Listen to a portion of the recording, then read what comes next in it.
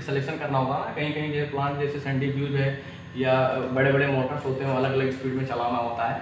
तो मान लो 5-6 अलग अलग डिफरेंट फ्रीक्वेंसी पे हमें ऑपरेट करना है, तो उसके लिए हम कैसे करेंगे, उसके लिए DI सिलेक्शन का कैसे करेंगे। तो हमारा 12 नंबर है constant speed, constant speed selection, ठीक है। तो कांस्टेंट स्पीड सिलेक्शन के लिए हम क्या करेंगे, कैसे पैरामीटर्स में क्या क्या डालेंगे। तो कांस्टेंट स्पीड के लिए जो हमारा पैरामीटर होता है 1201, ठीक है। 1201 में हम इसमें कई चीज़ें डाल सकते हैं। हमें जैसे मान लो कि ये हमारा 9 नंबर है, 10, 11, 12, 13, 14, 15, 16 मान लो, ठीक है। ये हमारा हो गया। इसके लिए हमारा 24 वोल्ट होता है, ये DC, और ये हमारा होता है माइनस निगेटिव, ग्राउंड बोल सकते हो, इसको कॉमन बोल सकते हो।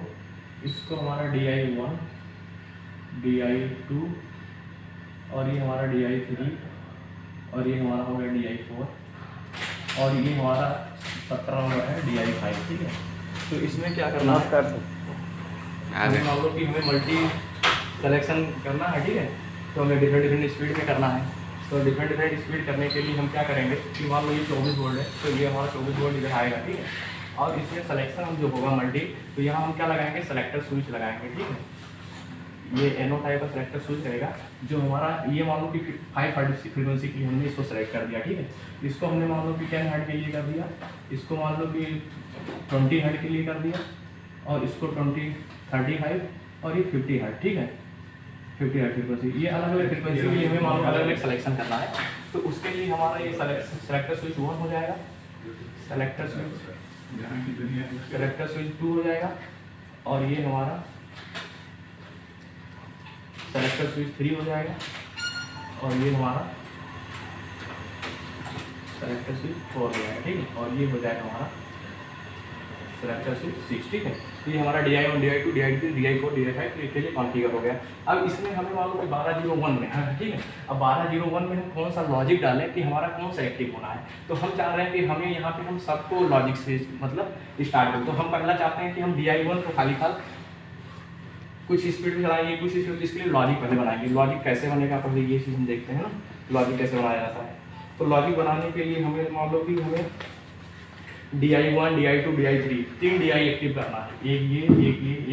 तो 3 लॉजिक है, तो ये बूलियन अलजेब्रा जब हम पढ़ते हैं लॉजिक, तो इसके लिए सारी बनाएंगे DI1, DI2 और DI3, ठीक है। ये लॉजिक हो गया, ठीक है। इस लॉजिक में कितने टाइप के, जैसे 3 है ना, तो 2 की पावर 3 8 टाइप का हमारा लॉजिक में इसमें डिफाइन कर सकते हैं। तो 8 टाइप का लॉजिक क्या क्या हो सकता है, यह हो सकता है 0 0 0 हो सकता है, ठीक है। यह हो सकता है 1 0 0 लॉजिक हो सकता है, या क्या हो सकता है 0 1 0 लॉजिक हो सकता है, ठीक है। और क्या हो सकता है, या 1 1 0 हो सकता है, 1 1 0 लॉजिक हो सकता है, और एक हो सकता है 1 0 1, और एक हमारा 0 1 1 है, 0 1 1, और एक लॉजिक है हमारा 1 1 1, ठीक है। अब इसके लिए लॉजिक के लिए हमें पैरामीटर में जैसे हमें DI1, DI2, DI3 में एक्टिव करना है, ठीक है। तो एक्टिव करने के लिए हमें क्या करना पड़ेगा कि जब हमारा देखो यहाँ पे selector switch DI1, DI2, DI3 हम 3 लॉजिक की हम बात कर रहे हैं, इसमें हम चाह रहे हैं कि इसके हिसाब से भी हम अलग अलग फ्रिक्वेंसी पे चलाएंगे, ठीक है। तो हमने जैसे 1202 पहला लॉजिक है हमारा 1202 पैरामीटर, ठीक है। 1202 के ऊपर रोको, अभी आगे फिर इसके 1202 लॉजिक है हमारा, ठीक है। 1202 में हम क्या डालेंगे, 1202 में जो हम डालेंगे ये कांस्टेंट स्पीड 1 हो गया, ठीक है। कांस्टेंट स्पीड 1 में मान लो इसमें हमने डाल दिया 15 हर्ट्ज, ठीक है। तो 15 हर्ट्ज मतलब ये हुआ कि हमारा ये किसके लिए हो गया, DI1 के लिए, ठीक है। अब इसमें ये हमारे इस कॉलम के लिए हो गया, ठीक है।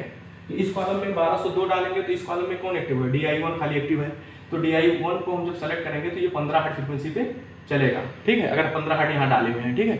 अब हम क्या कर रहे हैं 1203 लेते हैं, ठीक है। 1203 में क्या कर रहे हैं, हमारे इसमें लॉजिक में 1203 में क्या है, ये हमने कांस्टेंट स्पीड हमने डाल दिया है 25 हर्ट्ज मान लो डाल दिया, ठीक है। तो 25 हर्ट्ज में इसके लिए लॉजिक क्या होगा, इसके लिए हम इसको ऑफ करेंगे और इसको सेलेक्ट करेंगे, तो ये 25 हर्ट्ज में चालू हो जाएगा, ठीक है।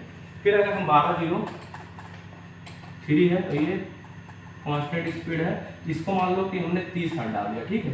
तो 30 हर्ट्ज में क्या होगा, हमें 30 हर्ट्ज में चलाना है इस वाले लॉजिक में, ठीक है। तो इसमें क्या करेंगे कि हम पहला और दूसरा मतलब ये भी स्टार्ट रखेंगे, ये भी स्टार्ट रखेंगे, तो ये हमारा 30 हर्ट्ज पे चालू हो जाएगा, समझ लो। अब हम क्या करते हैं 1204 कांस्टेंट स्पीड जो है हमारा, ये मान लो कि 35 हर्ट्ज में चलाना, ठीक है। तो ये 35 हर्ट्ज पे हम इस पे दे रहे हैं, ठीक है। तो इसमें क्या है, हम पहला लॉजिक को ऑन रखेंगे और तीसरा लॉजिक को ऑन रखेंगे, ये तीसरा, ठीक है। और दूसरे को हम स्टॉप कंडीशन में रखेंगे। तो उस केस में हमारा 35 हर्ट्ज की फ्रीक्वेंसी पे चलना चालू होगा। तो हमें सेलेक्टर स्विच खाली 3 यूज करना है। हम चाहेंगे अलग अलग फ्रीक्वेंसी पे चलाएंगे, जरूरी नहीं है कि DI4 DI5 यूज करो। DI 1 2 3 में ही हम इतना नंबर बना सकते हैं, समझ लो लॉजिक्स। फिर ऐसे हम मान लो कि 1204 हो गया, ऐसे 12 जैसे मान लो 12 हमारा 7 है, ठीक है। 1207, तो 1207 में हमारा लॉजिक क्या लिखा हुआ है, 1207 में हम यहाँ लॉजिक देखेंगे 011 लिखा हुआ है, तो 011 ये है, ठीक है। तो इसमें मान लो हमने 40 हर्ट्ज डाल दिया, ठीक। तो 40 हर्ट्ज में क्या होगा कि हमारा लॉजिक पहला ऑफ कर दो और दूसरा और तीसरा को स्टार्ट कंडीशन में रखोगे, तो हमारा उतना मल्टी सिलेक्शन स्पीड उस हिसाब से सेलेक्ट हो जाएगा, समझ लो। तो ये हमारा होगा मल्टी सिलेक्शन स्पीड के लिए कहीं भी चलाना है। और इसमें और क्या होता है ना, जैसे 9902 पैरामीटर जो हमारा है, इसमें अगर हम 4 डालते हैं ना, तो ये सिलेक्शन हमारा मल्टी स्पीड के लिए ही होता है, कोड के लिए। लेकिन इसमें क्या होता है, जब तक तुम ये डिफाइन नहीं करोगे, और इसमें भी देखो, अब हम इसमें जो डाल रहे हैं ना, ये फ्रीक्वेंसी जो डाल रहे हैं ना, इसमें भी फ्रीक्वेंसी के लिए मतलब कंडीशन होता है कि हमें फ्रीक्वेंसी डालना है कि RPM डालना है, ठीक है। तो इसके लिए जो होता है हमारा फ्रीक्वेंसी और RPM के लिए भी हमें उसमें पैरामीटर में डालना होता है कि हमें फ्रीक्वेंसी के फॉर्म में डालना है कि RPM के फॉर्म में डालना है। तो उसके लिए जो हमारा पैरामीटर है 904 है, ठीक है। एक पैरामीटर रहेगा हमारा 9904, ठीक है। तो 9904 से ये पता करना है कि हमें इसमें किसमें लेना है, RPM में हम वैल्यू चाहे डालें सिलेक्शन और या फ्रीक्वेंसी में, ठीक है।